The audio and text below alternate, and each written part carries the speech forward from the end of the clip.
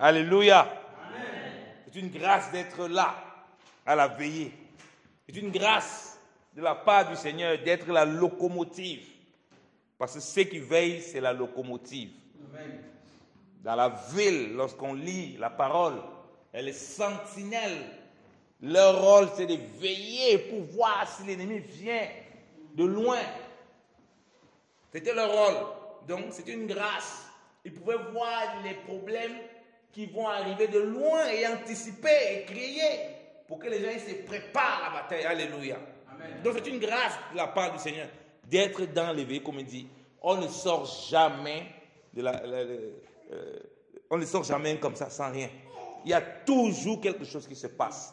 Parce qu'on est dans la position de sentinelle devant le Seigneur. Parce qu'on est dans la position de celui-là qui se sacrifie pour que plusieurs, non seulement nos vies comme nous avons partagées, soient transformées par le Seigneur, mais que plusieurs au travers de nous, dans notre communauté, autour de nous, parmi nos amis, plusieurs écoutent la voix de la sentinelle et que la sentinelle serve entre les mains du Seigneur. Alléluia. Amen. Donc, tu as choisi la bonne place. Alléluia. Amen. Tu as choisi le bon moment. Tu as sacrifié ton sommeil. Tu as sacrifié ton sommeil. Le peu de sommeil que tu as sacrifié là, Dieu lui remplit cela. Alléluia. Amen. Parce que Dieu ne parle pas. Si Dieu parle à quelqu'un qui n'est pas disposé à l'écouter, ça va servir à quoi? Dieu n'est pas là pour gaspiller ses paroles. Samuel, quand Dieu l'appelle, qu'est-ce qu'il dit?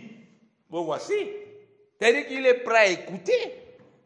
Même dans son sommeil, il est connecté, il est prêt à écouter. Alléluia. Amen. Voilà pourquoi quand tu rentres dans des vies profondes de prière, de veiller, même dans ton sommeil même, tu es toujours en train de prier. Tu vas te retrouver dans ton sommeil en train de prier. Tu vas te retrouver dans ton sommeil en train de passer des cultes. Parce qu'il y a une prolongation dans ta connexion avec Dieu qui s'installe dans le moment de prière, dans le moment de veillée. Alléluia.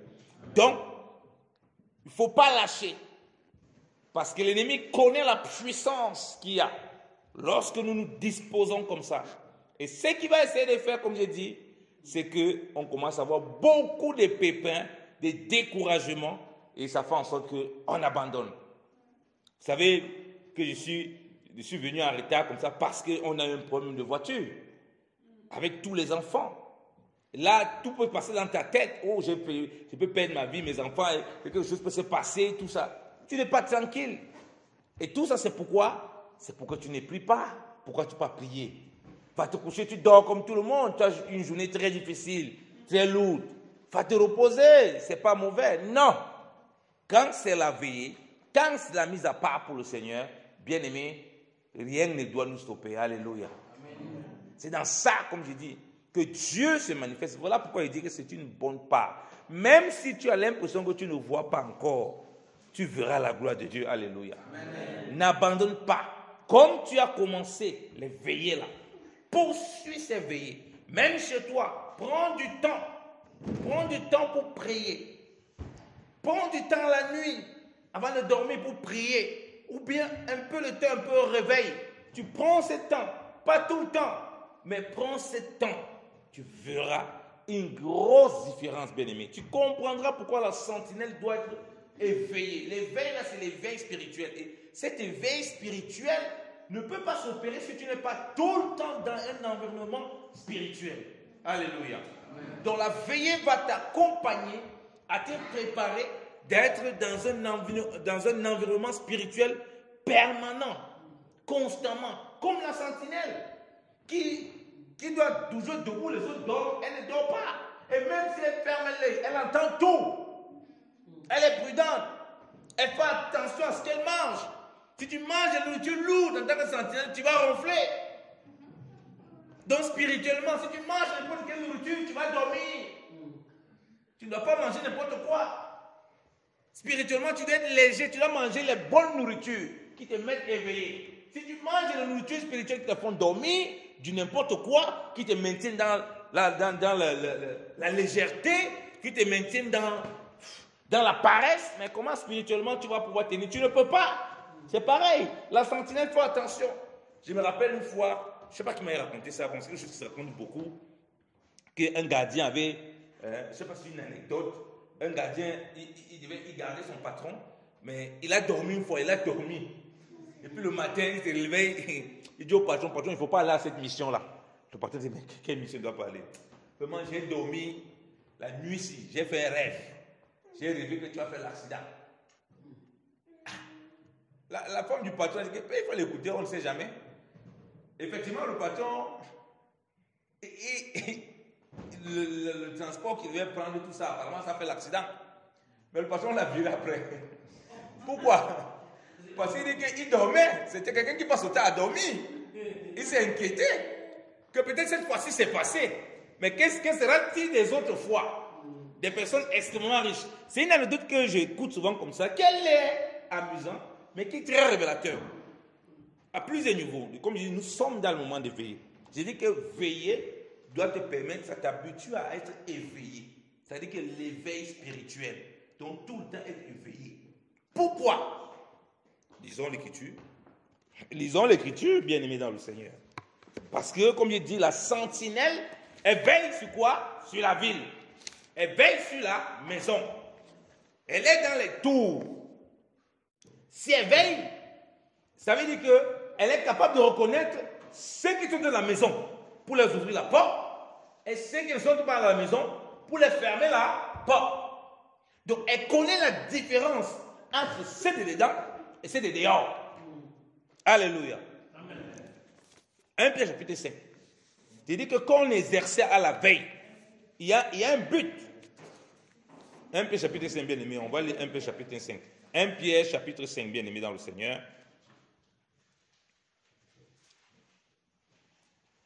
1 Pierre chapitre 5. Il est dit ceci.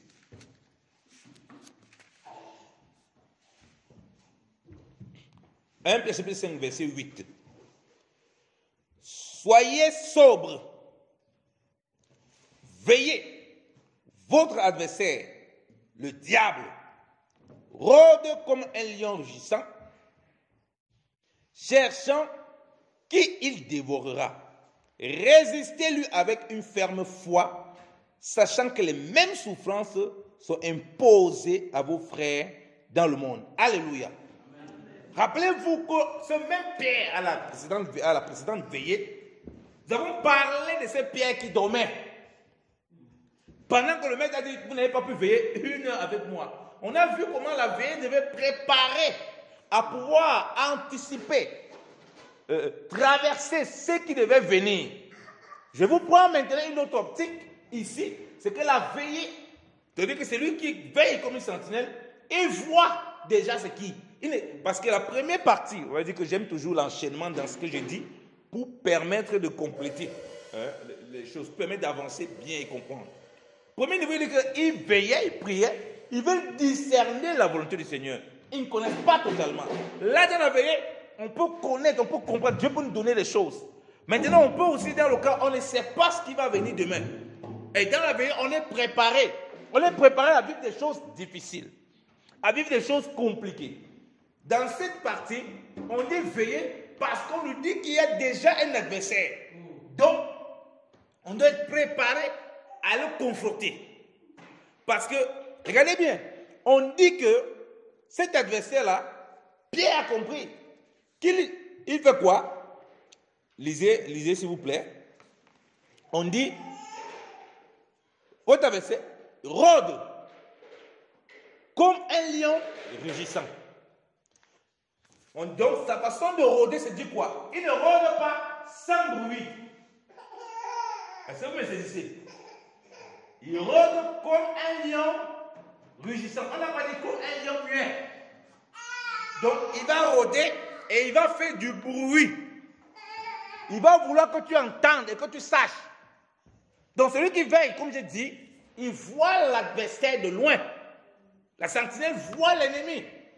L'ennemi, parfois, essaie de venir en faisant des pas. Mais lui, en tant que sentinelle, peut-être les gens ne vont pas entendre. Les gens de la maison ne voient pas. Il va voir les buissons peut-être bouger. Il va voir les gens qui sont habillés bizarrement. Il peut entendre des sons loin. Alléluia. Il peut voir des choses que les autres ne voient pas. Donc le lion rugissant ici, c'est celui qui veille. Il voit que, ici là, il y a quelque chose qui se passe. Il a le discernement de voir qu'il rôde. Mais il ne rôde pas simplement comme ça, mais il fait du bruit. Donc en rôdant, il fait quoi? Il met des stratégies. C'est ça le lion rugissant. Le lion rugissant, c'est le lion qui est prêt à dévorer sa proie, qui est prêt à rugir pour se saisir de sa proie. Parce qu'on le présente ici là comme un prédateur. On le présente comme un prédateur. Parce qu'on dit bien, cherchant qui il dévorera. Donc, on nous donne une autre optique de la veillée. C'est qu'il y a quelqu'un qui cherche à tout prix à te dévorer et à me dévorer.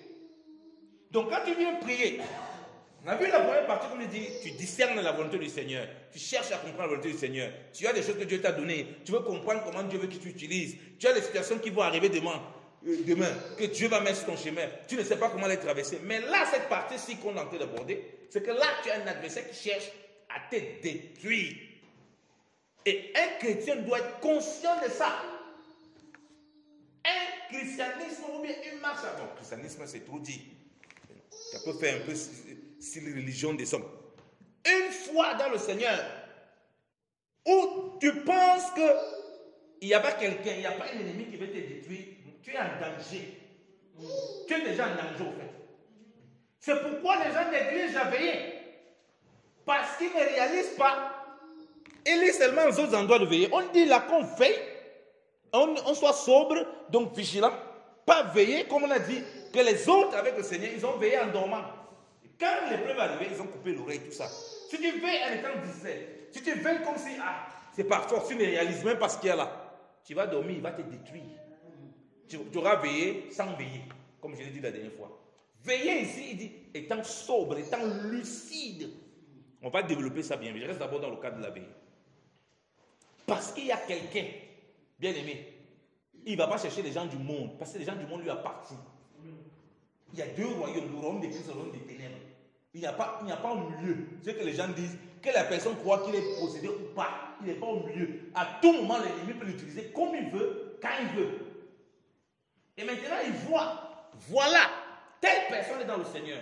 Comme il y a deux royaumes, Dieu dit par la bouche de Paul, j'étais établi pour que tu fasses passer ces gentils et ces juifs de la puissance de Satan à la puissance de Dieu. Donc il y a deux puissances, du royaume du diable au royaume de Dieu. C'est Dieu qui lui révèle ça. Donc il voit qu'il y a un vrai combat spirituel. Et ce combat-là, je dis, si tu sais que quelqu'un en veut à ta vie, là, tu vois quelqu'un qui rentre ici, il a le poignet, il veut te tuer. Tu vas rester là et regarder. Tu vas prendre tes deux jambes, tu vas fuir, tu vas courir le marathon que tu n'as jamais couru. Parce que tu vas sauver ta vie. Si tu sais qu'il y a quelqu'un qui rôde autour de toi, que son seul but, ce n'est pas te blesser un peu, c'est t'avaler. Donc lui ne vient pas pour te blesser. Lui, il veut te manger. Donc pour lui, quand il te voit, tu es la nourriture. Et c'est pourquoi les gens dans le monde qui ne connaissent pas le Seigneur, le diable, c'est la nourriture pour les démons. C'est que les démons s'installent. Ils disent, mais pourquoi il veut quitter ici? Moi, je suis à l'aise ici. C'est ma nourriture. Je fais ce que je veux. C'est pourquoi ils ne voulaient pas partir sur les gens.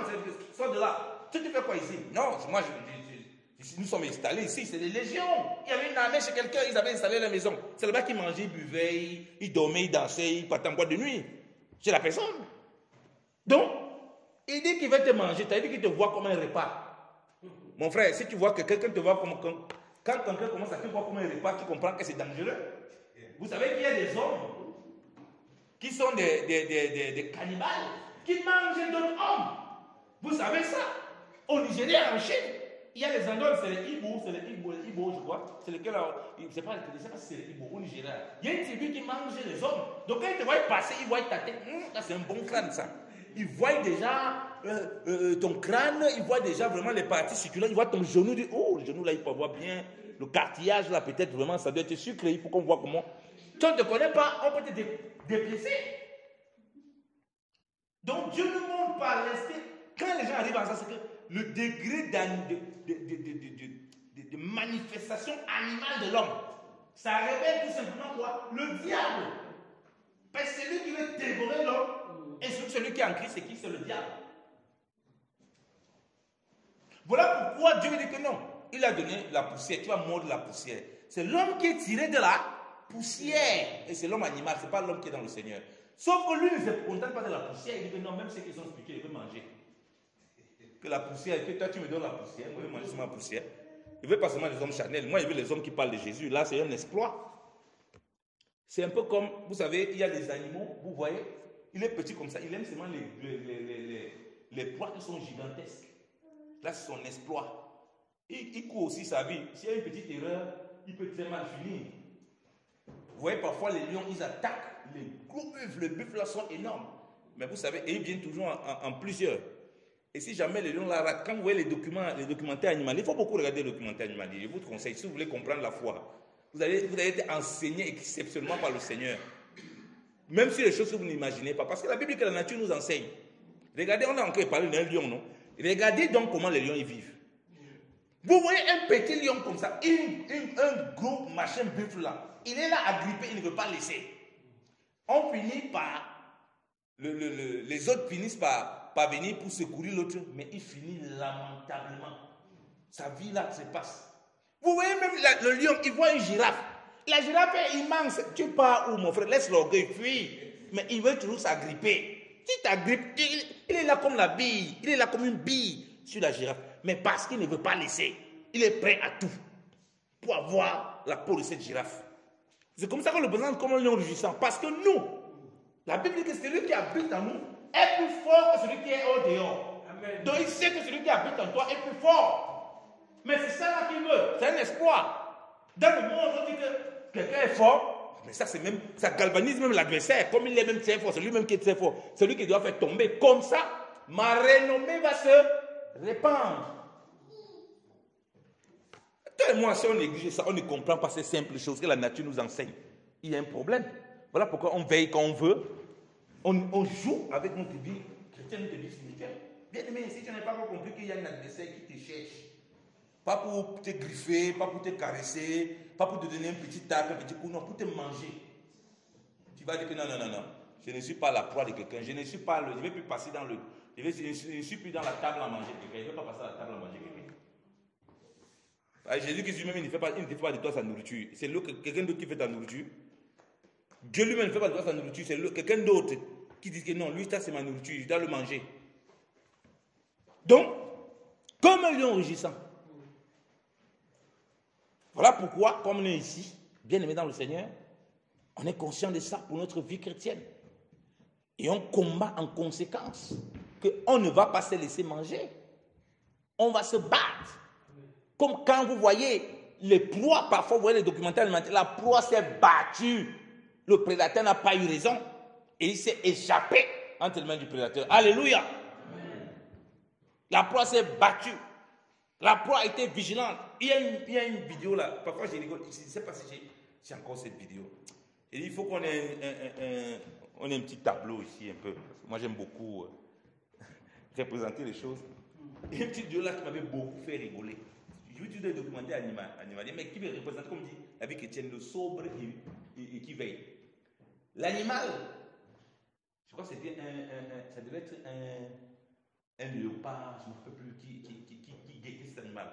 L'animal était en train de boire, mais l'animal était vigilant. L'animal buvait. Le prédateur féroce a couru sur l'animal, mais comme l'animal buvait, l'animal le guettait. L'animal lui a sorti une de ses fers bien élevées dans le Seigneur. Comme s'il est parti à droite. Le gars est parti, il est parti dans les champs. L'animal est reparti comme ça. Lui, il n'a même plus bougé, il est resté une fois sur place. Mais bon, je n'ai pas prévu ce coup. C'est exactement comme ça que nous sommes dans le Seigneur. Nous mangeons, nous avançons, mais nous guettons. Nous sommes sobres, nous veillons. Il vient, peut-être faire un petit passé fuit. De l'autre côté, il ne nous voit plus, on est de l'autre côté là-bas. Voilà pourquoi vous voyez que les Juifs qui cherchaient Paul, le gars n'est plus ici. Il est de l'autre côté en train de faire l'évangile là-bas. Il les a dribblés. Vous voyez, quand on venait arrêter le Seigneur, on dit que mais c'est pas le type qu'on cherchait à arrêter. Et il arrive dans Jean 7. Mais les Juifs sont étonnés que mais, le type s'est parlé librement ici là. Ce n'est pas lui que les gars voulaient arrêter ici là. Il est vraiment pour se trouver ici là. Parce qu'il discernait que non, à un moment si On vient m'arrêter comme ça, je passe comme ceci. On vient par là, je passe comme ça. Il était conscient qu'il y a un plan pour les détruire. Donc, ce n'était pas les hommes le problème. C'était celui qui se sert de ces hommes. Alléluia. Et ça, et toi et moi, il y a des démons partout. Et leur simple but, c'est qu'on doit te détruire. Il ne veut pas seulement je te fais un petit truc. Voilà, non. Il veut te détruire. Il veut te dévorer. En tout cas, si on te dévore, je ne sais pas si tu vas vivre dans le ventre du lion. Hein. Si le lion dévore l'animal, je ne sais pas si l'animal reste à vivre là-bas, il commence à faire sa vie. S'il dévore, s'il n'a plus de vie, tu es mort. Donc, sobre, veillez. C'est-à-dire qu'on doit dans les activités. On est en train de faire l'œuvre du Seigneur. Et on gagne la sobriété, c'est-à-dire la lucidité, dans quoi?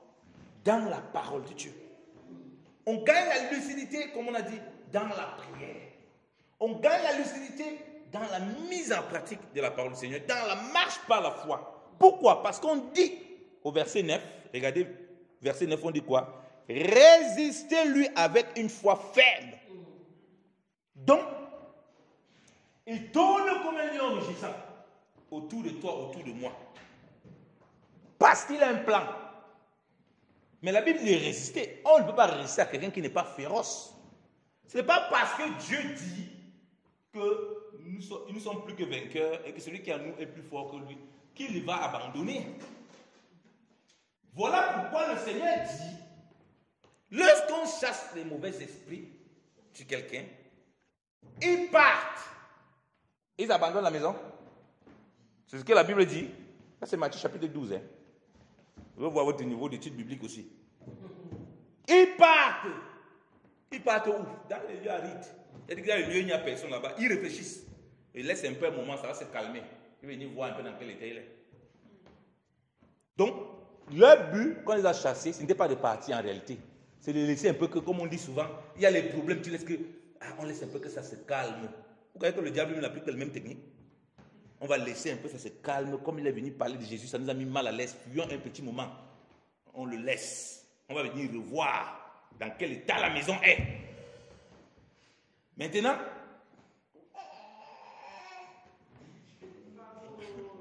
bravo. Joue au ballon. On va venir, ça va. On va venir voir dans quel état. Je viens un peu le prendre.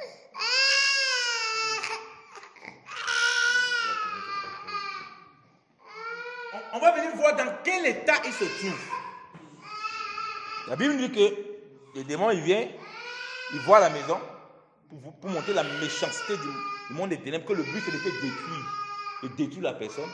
Ils voient que la maison, elle est propre. Que la maison c'est propre, mais elle n'est pas habitée. Celui qui est habité, celui qui est sobre et qui veille, c'est-à-dire qui est rempli du Saint-Esprit, rempli de la parole. Alléluia. Qui n'est pas habité. Il ne dit pas non, je vais rentrer seulement seul. Pour qu'on comprenne comment le monde des ténèbres fonctionne. Il dit pas non, je vais rentrer seul, comment je vais m'installer ici. Il dit non. Je ne peux plus rentrer seul ici là. Parce que des fois on m'a cherché seul. S'il vient, on peut me chercher, il faut que je prenne le renfort. Au cas où c'est mauvais, on peut se battre nous tous, on reste là-bas. C'est ça qu'on parle de résister. Parce que quand l'ennemi vient, même si tu l'as chassé, il n'est pas encore rentré. Parce qu'il y a plusieurs niveaux dans ce combat. Il y a celui qui a, le Matthieu chapitre 2, ça parle premièrement de celui qui ne connaissait pas le Seigneur, qui avait les démons, ou bien qui était à l'oppression, le démon habitait, le temple des démons. On le délivre. On vient, on chasse les démons. Les démons partent, mais il n'est pas converti, ou bien il n'est pas rempli de l'esprit, il ne connaît pas le Seigneur. Parce que la maison est vide.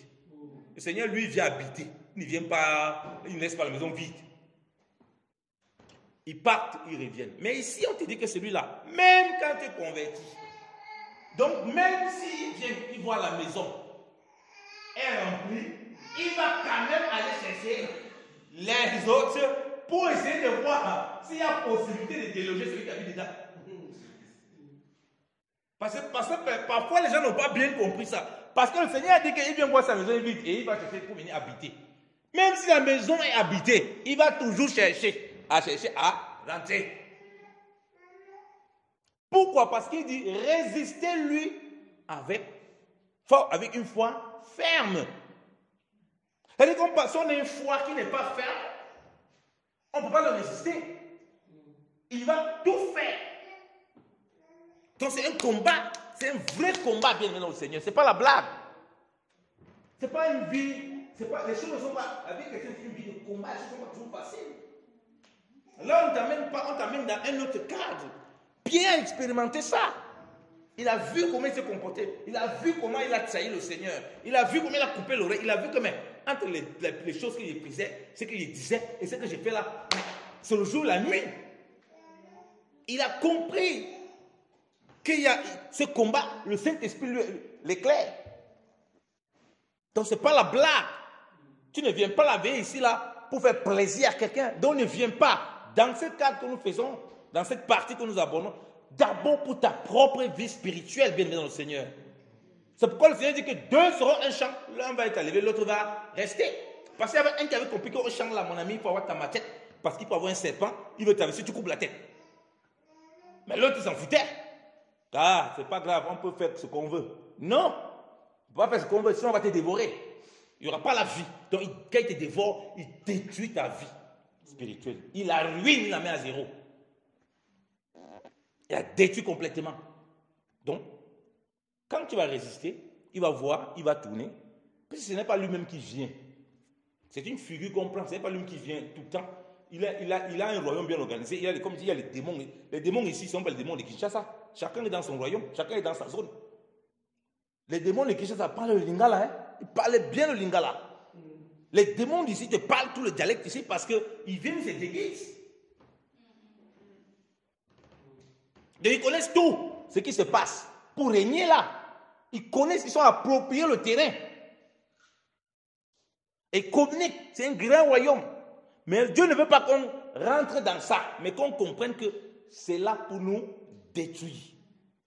Et que ce qu'il attend de voir, on soit sobre. Je ne peux pas être sobre, lucide, si je ne suis pas ancré dans la parole de Dieu. Jamais. C'est ça qui va me permettre de savoir ces techniques. Et quand il veut chercher à faire des choses, pour m'amener hors des voies du Seigneur. Je ne peux pas être lucide si l'obéissance de la parole de Dieu, parce qu'il y a une chose de connaître, une chose d'obéir. Connaître te fait comprendre que il y a telle chose qui peut être bien à faire. Pratiquer te permet de dire, attention, il y a quand même un adversaire qui est là. Si c'est que s'il ne fait pas ça, demain ça peut être ça qui prend pour m'accuser ou pour me faire du tort. Parce qu'il va agir à tous les niveaux. On n'est pas dans le cas de l'accusation, c'est dans le cas où il va être détruit. Parce que c'est un autre cas, le cas de l'accusation. Peut-être on abordera. Mais ici, le cas qu'on voit, c'est que lui, il veut te détruire. Il ne va pas seulement t'accuser, il va te détruire. Il veut te tuer, il veut me tuer. Et il va utiliser tous les moyens possibles. Voilà pourquoi tu peux voir, un matin tu arrives à ton travail, tu ne comprends pas, quelqu'un avec qui tu t'entends bien, il devient subitement démoniaque. Et tout ça, son but, c'est de t'entraîner dans des voies démoniaques. Donc voilà pourquoi il ne faut pas négliger, il ne faut pas jouer avec les démons, il ne faut pas jouer avec le péché, il ne faut pas jouer avec, on ne joue pas avec ça. Parce que l'ennemi ne va pas seulement t'accuser. Parce qu'on a seulement vu le cas d'accusation. Il va te servir pour te détruire. Parce que c'est ça qui mange. Il se nourrit de ce qui est de la chair. De l'homme, te dit l'homme charnel, l'homme poussière. Si toi tu vis comme un homme poussière, alors tu lui donnes l'occasion, l'accès, le droit d'avoir autorité sur toi. Et là, tu vas résister comment? Tu ne pourras pas résister. Toi et moi, on ne pourra pas résister. Une fois ferme. La Bible dit quoi? La foi vient de ce qu'on entend de la parole de Dieu. Ta foi va être ferme parce que, comme j'ai dit, tu lis la parole. Quand tu lis la parole, on a compris, ça booste ta foi. Quand tu la mets en pratique, ça affermit ta foi. Lire la parole te donne l'information, te donne la connaissance que Dieu attend de toi. La mettre en pratique te permet de vivre ce que Dieu attend de toi. Il y a ce que Dieu dit que tu dois connaître, il y a ce que Dieu dit que tu dois faire. Et tu ne peux pas... Et dépendamment des circonstances, tu peux avoir lu un passage, mais ce n'est pas ça que Dieu te demande là présentement d'appliquer. C'est une autre chose qu'il demande d'appliquer. Mais pour ça, il t'aurait peut-être présenté, préparé, enseigné, informé bien avant, parce qu'il sait que demain, dans une situation, ces démons-là chercheront à te détruire, et c'est ce qui t'a donné là, qui t'a rempli, qui va te permettre de résister avec fermeté. On parle ici d'une foi ferme. Si Dieu nous dit qu'il faut ferme, ça veut dire qu'il y a des foi qui ne sont pas fermes. Il y a des foi vacillantes. Il y a des foi de compromis. C'est pour ça que je n'aime pas entendre quelqu'un qui dit oh, vraiment, je n'ai pas beaucoup de foi. Non, non, non. Ici, Dieu ne parle pas en quantité de foi. Tu peux avoir un peu, mais elle est ferme. Alléluia. C'est-à-dire que ta foi là, tu ne négocies pas avec quelqu'un. Tu n'as pas une grande foi comme le pasteur Israël. Tu n'as pas une grande foi comme le frère Prince. Mais le peu que tu as là, tu es ferme dans ça. Alléluia. On ne peut pas te déstabiliser dans ça. Parce que tu prends tes racines profondément dans la parole, dans la communion avec ton Seigneur. Et là, tu vas passer à notre étape. Tu vas commencer à voir que Dieu te prévient. Quand on voit Paul, comment Dieu lui prévient. Quand on voit les apôtres, quand on voit les serviteurs de Dieu, Dieu les prévient des combats, de comment l'ennemi vient chercher pour les attraper. Tu vas rentrer à un autre stade. Tu vas pouvoir voir même les choses qui vont t'arriver le lendemain. Qui vont se passer dans ton travail, qui vont se passer dans ta famille. Parce que tu es dans un degré de connexion où cette partie-là, Dieu te prépare. Parce que l'ennemi, comme il dit, il ne va pas seulement chercher à t'accuser, chercher à te donner les petits tacles. Ça veut petit des choses qu'il va essayer de faire. Mais il veut aussi te dévorer. Il veut aussi nous dévorer. Et s'il vient pour nous dévorer, je ne sais pas si vous avez vu comment les lions ils mangent. Hein. Moi, ils me laissent bien. Hein. Ils dévorent, ils lèchent même les os. Hein. Le lion, il mange, il lèche. D'abord, même avant de commencer à manger, il lèche d'abord même bien la viande. Il lèche bien la viande. Oh, belle viande, belle proie que j'ai ici. Il lèche la viande. Il était choqué. Le lion, il lèche la viande d'abord. Après, il va dévorer. Et il ne cuisine pas. Il n'est pas dans vos trucs là, il ne cuisine pas, il mange ça cru. Vous savez, il y a des animaux qui sont... la nature nous enseigne terriblement. Hein. Comme il dit, quand il cherche à te détruire, on a dit qu'il cherche à te dévorer. Il va te dévorer comme tu es, il ne cherche pas à te dévorer quand tu es mort, il cherche à te dévorer vivant. Alors, il était un lion vivant, c'est pervers. En fait, il était un monstre. C'est pour ça que c'est un mauvais lion. Ce n'est pas comme le lion de la tribu de Juda. Parce que le lion de la tribu de Juda a vaincu, c'est-à-dire qu'il a détruit ceux qui essayaient de s'accaparer de ses petits. Parce que le lion défend sa troupe. Mais ce lion-ci, lui ne défend pas sa troupe. Lui, il cherche qui va dévorer, il mange vivant. C'est-à-dire les personnes qui cherchent à des personnes normalement qui connaissent le Seigneur et donc qui ont la vie. Donc, il ressemble en fait, c'est un monstre. Ce n'est pas comme ça que le lion se comporte. Quel est l'animal qui se comporte comme ça? Comme ces animaux se comportent comme ça? Il y en a plein. Il y a les chiens.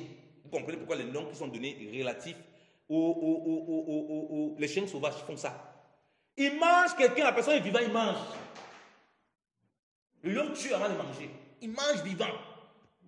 Et c'est d'une cruauté terrible. La hyène. Il mange vivant. Le dragon de Komodo. Mais c'est Commando, mais c'est Komodo là. Le dragon, machin, le gros lézard là. Lui, il mange vivant. Et quand tu vois les images, tu es choqué. L'animal a en train de mettre bas. Il vient manger ses parties. Tu es dépassé. Mais la Bible, Dieu te montre que c'est comme ça que les démons, l'ennemi agit. En réalité, vous voyez ça, vous ne comprenez pas. Quand tu vois ça, tu te souviens que, hein, c'est comme ça qu'ils agissent parce que toi, tu as la vie. Ils ne cherchent pas à attendre que tu es mort avant de te manger. Ils te détruisent pendant que tu es vivant. Donc, en fait, ce lion-ci est un monstre. Parce qu'il cherche directement à te dévorer. Il ne cherche pas d'abord à te tuer. Il cherche à te dévorer une fois. Ça, c'est quel lion, ça? Le lion, lui, tue d'abord. Et puis mange. Mais, comme ces animaux qui disent là, les dragons de Komodo, ils s'en foutent. Que tu sois vivant ou pas, ils te mangent vivant. Les chiens sauvages, ils te mangent vivant. Les hyènes, ils te mangent vivant, ils s'en foutent. Donc, en réalité, ça, c'est un lion. C'est un monstre. Il s'en fout. Aucune pitié. Donc, ce n'est pas ton ami, ce n'est pas mon ami. Les démons, ce ne sont pas nos amis. Il n'y a pas cohabitation, il y a quelque chose qui est démoniaque, il n'y a pas rapport entre nous. La Bible dit quel rapport y a-t-il entre Christ et Bélial? Quel rapport? Donc voilà pourquoi il ne faut pas jouer avec les choses ténébreuses. Quand tu vois, Dieu te dit que c'est ténébreux. Ne mets pas ton pied là-bas, tu dis que tu es trop fort. Ça va t'avaler, ça va t'emporter. Le temps de te réveiller, ça te va emporter dans un endroit où tu ne comprends pas.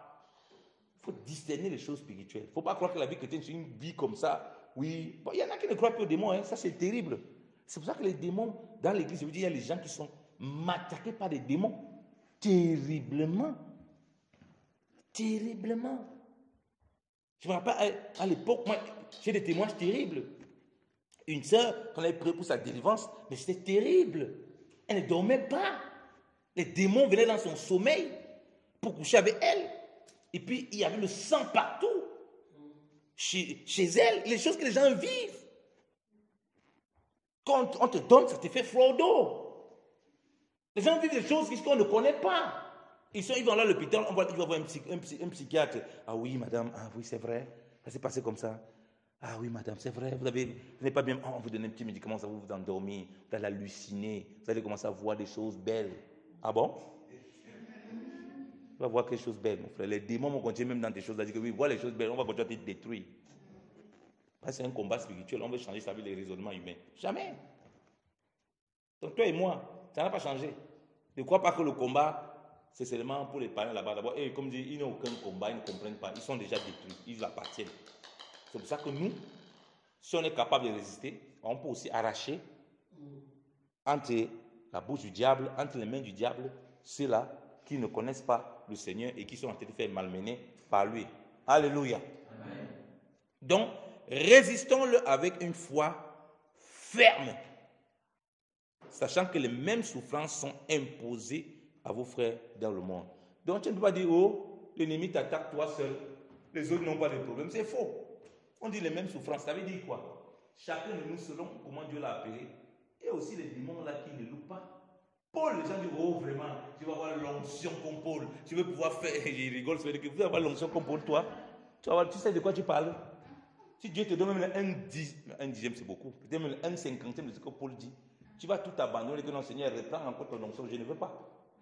Paul avait carrément une écharde que Dieu a permis, un démon pour le souffleter, pour le punir, pour l'empêcher d'être orgueilleux. Regardez le degré de combat qu'il avait. Et toi, tu dis que tu vas avoir l'onction comme lui. Tu vas avoir la connaissance qu'il a. Tu regardes le côté qui t'arrange. Mais les souffrances là, est-ce que tu es prêt à porter? Vous voyez, c'est ça le problème. Et il combattait férocement. Comme toi-même, combat férocement. Les mêmes souffrances sont associées à donner à tes frères, selon comment Dieu les a appelés. Dieu veut que tu le vois que c'est les mêmes souffrances, mais chacun a son appel. Chacun a sa place. Ne cherchez pas à comparer. Parce que chacun, en fonction de comment Dieu l'a placé, il aura ses combats. Voilà pourquoi ne juge pas vite les gens. Quand tu vois, tu ne sais pas ce qu'ils s'abaissent. Tu vois, ils ont parfois peut-être des faiblesses ou bien des choses bizarres. Ne pas vite les condamner. Tu ne sais pas comment le Seigneur les conduit et comment le Seigneur veut partir avec eux. Alléluia. Amen. Mais prie pour eux. Prie pour eux. On va lire le verset 6. Humiliez-vous donc sous la puissante main de Dieu afin qu'il vous élève au temps convenable. Et au verset 7, et déchargez-vous sur lui de tous vos soucis, car lui-même prend soin de vous. Alléluia. Amen. Humiliez-vous devant le Seigneur, parce qu'il dit qu'il résiste aux orgueilleux, il fait grâce aux humbles. Résister à l'ennemi, quand on dit résiste au diable, on le résiste dans la parole. Et quand Dieu veut qu'on voit qu'on le résiste dans la parole, il veut voir l'humilité. L'humilité devant le Seigneur. Vous connaissez Matthieu chapitre 18? Comment Luc chapitre 18, passe Matthieu chapitre 18, 19. Luc chapitre 18, le pharisien, le péager, qui priait. Michel, s'il te plaît, calme-toi. Qui priait. Le gars devant Dieu, il dit, Seigneur, je ne suis pas comme ce type-là. Vraiment, moi, je ne suis pas comme ces païens, ces péagers-là. Vraiment, c'est du n'importe quoi. Moi, je paye ma dîme, je fais tout ça, je gêne 2 fois par semaine. Devant Dieu, fais peut-être ça devant les hommes. Le gars a transformé ça carrément en prière. On dit, humiliez-vous donc sous la puissante main de Dieu. C'est-à-dire qu'il y a des gens quand même capables devant Dieu. Seigneur, vraiment, comme Élie. Oui, Élie a fait cette bêtise aussi. Seigneur, vraiment, je suis resté ton seul prophète. Jézabel a tué tous tes prophètes. Ah bon? Donc toi, tu es Dieu, tu connais tout ce que Dieu a établi partout. Dieu dit, mon frère, il faut laisser tes conneries là. Il y a 7000 qui n'ont pas fléchi les genoux devant Baal. Donc, ce n'est pas toi qui décides. Laisse-moi dire, Seigneur, vraiment, devant Dieu, tu ne peux pas bomber ta poitrine. Et ça, c'est un gros problème que l'ennemi voit quand il commence à avoir de l'orgueil. Ce n'est plus même l'orgueil seulement devant les hommes. C'est que devant Dieu, tu veux lui montrer tes œuvres. Seigneur, vraiment, oh, je te rends grâce, Seigneur, tu m'as rendu puissant. Hein? Vraiment, je suis très puissant. Je suis plus puissant que tout le monde là. Vraiment, merci beaucoup. Tu m'as donné la puissance que tout le monde. Et qu'est-ce que j'ai des prières? Seigneur, vraiment, merci. Vraiment, grâce à toi, je suis plus fort que tout le monde. Hein? Ça, ce n'est pas les prières humbles. Ça, ce n'est pas une attitude humble. Il dit, humiliez-vous sous la puissante main de Dieu. C'est-à-dire qu'on peut arriver devant la main de Dieu, tellement on est persuadé qu'on a tellement l'onction, tellement la main de Dieu, qu'on commence à se frapper la poitrine. Dieu. N'oubliez pas que ça, j'aime souvent le dire, la statue parfaite du diable, c'est l'orgueil. L'orgueil. Quand on voit l'orgueil, on voit le diable direct. Et l'ennemi sait que dans les choses de Dieu, dans ce que tu as, une des moyens de nous détruire, s'il ne parvient pas directement, il va aller chercher les choses que tu as dans le Seigneur. Avec ce que Dieu t'a donné, là, il va t'enorgueillir. Il va essayer de nous enorgueillir. Comment il va faire? Il va mettre les gens autour de nous. Comme il dit, quand il veut dévoiler les stratèges, il va faire du bruit. Sauf si tu dis, ça c'est la voix du lion. C'est la voix du mauvais lion, d'un lion monstre qui veut me détruire.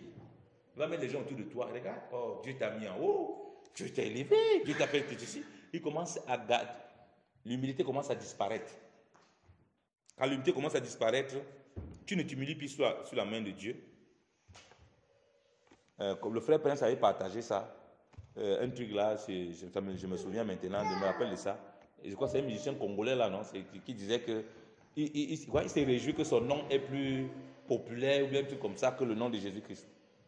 Bon, lui c'est un païen, il parle comme ça, c'est terrible, hein? Quand on parle comme ça, c'est fini. Hein? C'est une voix dangereuse parce que si tu as le diable comme adversaire, Dieu peut te délivrer dans la main du diable. La Bible dit que mais si c'est Dieu que tu as comme adversaire, qui peut te délivrer de sa main, mon frère? Qui va te délivrer? Tu vas dire que sous sa main, il va voir l'humilité. Parce que sous sa main là, personne ne peut te délivrer. Mais dans la main de l'ennemi, lui peut venir t'arracher là-bas. On peut te délivrer là-bas. Mais quand Dieu a dit que celui-ci là, faites tout ce que vous voulez là, lui ne bougez pas ici. Non, on va faire quoi? Non, c'est le seulement dit, ah, papa a parlé. Non, on ne peut rien dire. Si Dieu parle, qui peut venir toucher? On va se reculer. Donc, c'est une stratégie de l'ennemi aussi de nous amener dans l'orgueil des choses au nom du Seigneur. Sachant que toujours sous la main de Dieu, nous sommes des petits et nous apprenons tout le temps. Ce n'est pas parce qu'il nous a donné la victoire sur l'ennemi, il nous a donné toutes ces choses, qu'on croit que c'est un claquement des doigts. Il veut voir l'humilité. Et c'est l'humilité qui fait en sorte qu'il nous élève. C'est l'humilité là qui fait en sorte qu'on se décharge sur lui de tous nos soucis et il en prend soin. Parce que dans ce combat que nous allons vivre avec l'ennemi, comme un prédateur féroce et monstrueux, il va utiliser tous les moyens pour nous assécher. Tous les moyens. Touché par tes finances, touché par ton foyer, touché par tes amis, il va toucher tout pour essayer de nous mettre en difficulté. Donc même les manques, les besoins, des choses qu'on peut avoir, peut devenir des occasions pour ébranler notre foi. Rappelez-vous, au désert avec le Seigneur, si tu es vraiment le Fils de Dieu, transforme ce caillou en pain. C'est quelle histoire ça? Tu es Fils de Dieu, tu as faim, ça ne se fait pas. Il t'amène à l'orgueil. Il t'amène à pouvoir abuser. Comme dit, alors que tu sais que tu es sous la main de Dieu, il veut te faire sortir, te faire croire que non. Tu as le droit d'abuser de tout ce que Dieu t'a donné. Non. Humilie-toi toujours. Et rends grâce toujours au Seigneur. Ne laisse pas l'orgueil. L'orgueil détruit, frère. Ça ne coûte rien. L'ennemi va mettre quelqu'un là pour te offenser. Ça ne coûte rien de t'excuser, mais ça ne coûte rien. Quelqu'un s'est excusé. Laisse, tu passes sur ça. Quelqu'un s'excuse, tu laisses tout sur ça. Mais tu vas laisser une porte immense à l'ennemi. Tu rentres, tu ne dors pas, tu passes le temps à ressasser ça. Tu as ouvert une porte spirituelle. Après, il t'en tire autre chose. C'est comme ça que ta chute, c'est ça que tu ne peux plus résister. Quand tu viens à la veillée, tu vas venir peut-être à la veillée, mais tu n'es pas lucide. Si jamais tu viens, tu n'es plus sobre. Donc, bien aimé dans le Seigneur, on va s'arrêter là. On va prier. Avant que je donne la parole à notre bien-aimé frère pour nous conduire dans la prière davantage, on va prier, bien aimé dans le Seigneur. On va prier vraiment et demander au Seigneur et reconnaître devant le Seigneur que nous avons besoin de son soutien puissant pour combattre ce bon combat et ne pas se laisser dévorer bien dans le Seigneur. Et rester dans cette position où c'est sous sa main. Parce que si on sait qu'on est sous sa main, le Seigneur dit que personne ne peut regarder la main de mon Père. Sous la main du Seigneur, si sa main est là, personne ne peut nous toucher. Ce qu'il veut, c'est nous ramener là et qu'on soit conscient que c'est un vrai combat. Et ce qui nous maintient seulement là, c'est l'humilité. En résistant à l'ennemi, en veillant, en étant sobre dans sa parole, on va voir une foi ferme. On va pouvoir, cette foi ferme qui a dit, que le Seigneur dit à l'ennemi, arrière de moi Satan. Oui, cette foi ferme. Arrière de moi, ça ce n'est pas pour Dieu. Ça ce n'est pas pour la gloire de Dieu. Je ne m'enfonce pas dans ça. Je ne vais pas avec ça. Je rejette ça. Prions bénir le Seigneur. Seigneur, nous te rendons grâce, ô Dieu. Ô Père. Seigneur, parfois nous avons cru que l'ennemi, ô Père, était seulement un accusateur. Était seulement un adversaire qui nous donnait seulement des coups. Mais Seigneur, tu nous rappelles encore ce matin qu'il n'est pas simplement un adversaire. Il était un prédateur. Nous voyons comme des proies. Oh Dieu, cherchant à nous dévorer sans nous avoir tués. Oh Seigneur, oh Papa Saint de gloire, nous dévorer vivants, détruire, oh Papa Saint de gloire, toute forme de vie, oh mon Dieu, mon roi Papa. Seigneur, fais de nous des légumes, oh Dieu. Oh Seigneur, nous maintenir dans l'orgueil, oh Papa Saint de gloire, dans la méchanceté Saint de gloire, dans toutes sortes de choses qui ne t'honorent pas. Fais en sorte que ta parole soit sans effet dans nos vies. Oui, c'est tel ce qu'il désire, oh Dieu. Afin que nous ayons une foi, Saint de gloire, qui n'est pas ferme. Une foi, oh Papa Saint de gloire, où on a le droit, oh Papa, de s'amuser, oh mon Dieu, mon roi, avec ce qui ne t'honore pas, ce qui n'est pas ta gloire. Seigneur, où, oh Dieu, on prend la légère, oh Dieu. Seigneur, tes recommandations, Papa, les œuvres de la chair, oh Dieu. Oh Papa Saint de gloire, où on prend la légère, oh Dieu. Seigneur, l'orgueil, oh mon Dieu, mon roi Saint de gloire. Seigneur, où on prend la légère, oh Dieu, Saint de gloire, Papa. Ce combat spirituel, oh Dieu. Seigneur, on s'est dit que, oh, de toute façon, le Seigneur l'a vaincu. Et on croit que comme il l'a vaincu, c'est facile, oh Dieu. Pour nous, alors que nous ne sommes pas dans la foi ferme. Seigneur, ce matin, oh Dieu, nous sommes encore dans une foi ferme, oh Dieu. Et nous résistons au Père. Seigneur, oh Papa, oh Dieu, au train enflammé de l'ennemi, oh Dieu. Et nous anéantissons au Père. Oh Dieu, tous ces projets au Père, tous ces plans au Père, dans le nom de Jésus.